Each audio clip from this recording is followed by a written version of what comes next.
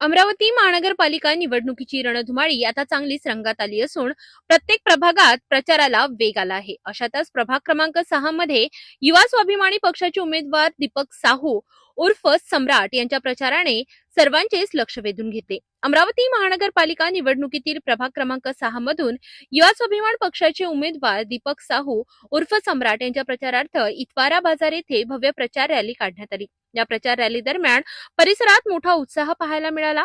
विशेष म्हणजे निवडणूक निकाल लागण्यापूर्वीच विजयाचा आनंद साजरा करत लाडू वाटप करण्यात आले.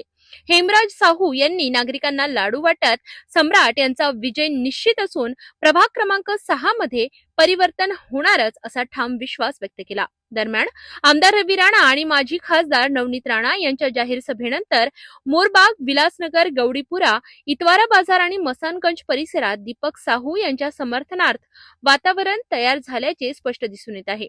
स्थानिक नागरिकांचा वाढता प्रतिसाद, कार्यकर्त्यांची मोठी उपस्थिती आणि उत्स्फूर्त प्रचार पाहता प्रभाग क्रमांक 6 मध्ये दीपक सम्राट यांचा विजय जवळपास निश्चित असल्याचे चित्र सध्या दिसत आहेत आणि नागरिकांमध्ये चर्चा सुरू आहेत.